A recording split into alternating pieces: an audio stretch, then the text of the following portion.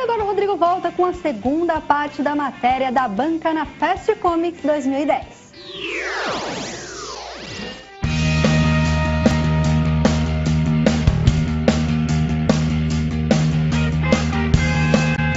Well, how's your view of things today?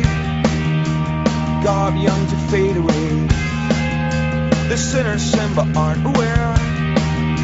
Our fables take us everywhere. I can't keep up with you. I can't keep up. Tenho a honra de conhecer aqui o desenhista de ninguém mais, ninguém menos que o Tex Civitelli, que está lançando esse belíssimo álbum. Dá uma olhada só. Sobre o que é esse álbum? Do que fala? Essa história, do que se trata? Não é uma história. Não, sim, do que se trata? É antologia, se pode dizer, de todo o meu trabalho durante 25 anos de trabalho a Tex. Uma vida a Tex. Uma vida dedicada ao Tex, né? E como é que foi? Como começou o seu trabalho? Como é que você conheceu o Tex e começou a trabalhar com o Tex? Desculpe, eu falo italiano. Sim, mas está ótimo, está todo mundo entendendo perfeitamente, eu acho. Vabbè, io lavoravo per Bonelli a Mister No, un personaggio ambientato in Amazzonia, un personaggio molto bello. È stato Bonelli, Sergio Bonelli, che mi ha chiesto di poter fare Tex. Questo nel 1984. 84. Sì, 84. E sono più di 25 anni che mi dedico a Tex. Questo è una specie di regalo che mi ha fatto l'amico Dorival Vitor Lopez di Mitos per festeggiare i miei 25 anni a Tex e il mio arrivo in Brasile per la prima volta, primera vez in Brasile. Accused him of a moral slip. Well, he came back and claimed to change. I know his life's the same again. I can't ask him again. I should let... Falamos de Tex e agora vamos falar de outro clássico dos quadrinhos, né? Fantasma. E para falar de Fantasma eu tô aqui com o Dead Edson, que tava me contando aqui antes de começar a entrevista. Quantos anos que você coleciona e faz coisas ligadas ao Fantasma? Mais ou menos 65 anos já, desde que eu era garotinho, né? E o que é essa exposição que você fez aqui? Conta pra gente. A exposição ela é a cenografia do que tem do conteúdo das histórias do Fantasma. No caso, por exemplo, aqui é o trono onde o Fantasma senta para ministrar justiça. Aqui atrás tem o tesouro, porque o personagem, o Fantasma, ele mora numa caverna e ele lá tem um tesouro que ele acumulou com o passar dos anos e esse dinheiro ajuda ele a combater o crime, né?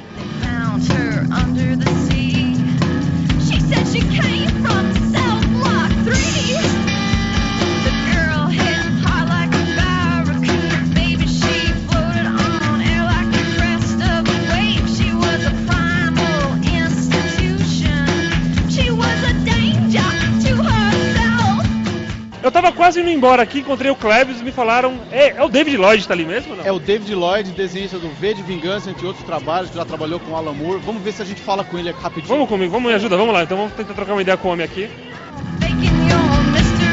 Yeah. What are you thinking about this place here and about comics? Your first time here? No, it's not your first time, your second time here. No, it's the third time here. The first time I was here was I was researching the book on Sao Paulo I did for Casa 21. Second time promoting it. This time I'm here for the same kind of purpose, which is to promote Kickback, which is a graphic novel of mine, which has received a Brazilian edition.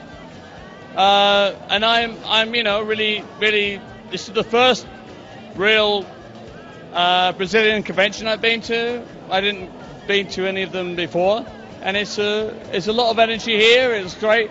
It's only the first day, of course, Friday, but I'm enjoying it here, and it looks great. And there's a lot of people with enthusiasm buying books. So I'm good. It's good to be here, and I'm glad to be here. How was do that job about São Paulo, about that book about São Paulo? was good to you? São Paulo is a crazy city, no? Well, it was a challenge, and I thought long and hard about doing it. I'd never done anything like that before. I was really fascinated by the challenge of it. To look at a city, especially one as important and big as Sao Paulo. But I thought it was worth taking up. I enjoyed doing the job. There was a lot to see when I came here. It's not like one of the smaller cities of Brazil. So I took a very long tour. I was taken on a very long tour to see everything that might give me material.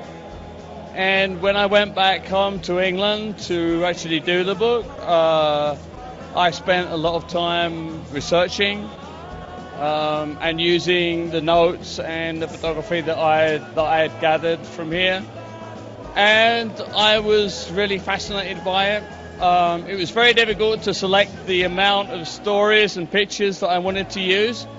But I think what I did was use the things that were important to me, that I thought were important about the place, which is, the great energy of the people, the great things that there are in Sao Paulo, but also the great injustices in Sao Paulo. The great division between rich and poor, which in my opinion is completely unnecessary. You have so great resources here in Brazil and Sao Paulo, and they should be used. Everybody should get a chance to benefit from what you have here. So I enjoyed it, and I'm glad to be back. It's nice to be back in this city again. You're always welcome here. Oh, well, thank you very much, and I appreciate that. Thank you. Quer fazer uma pergunta?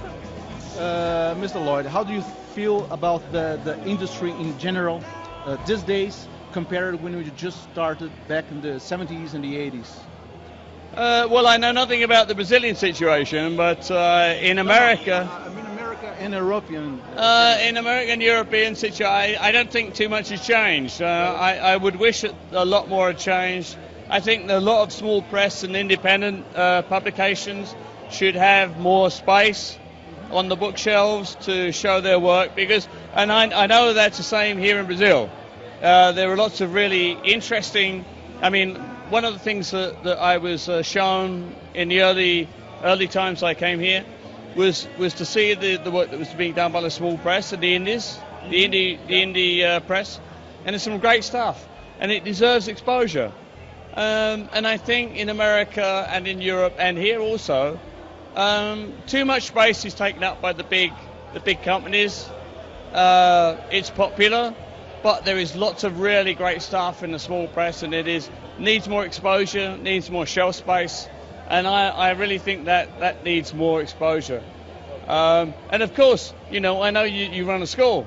Yeah. You help new guys get into business, and if they need exposure. Yeah. They can't immediately get to be employed by big companies like Marvel and DC or the bigger publishers in Brazil. So they need exposure and they need help, and so that stuff has to get on the bookshelves, and I think that's really important. That's great. Thank you. Thank you very much, and have a good time here. Well, thanks. Thank you very much.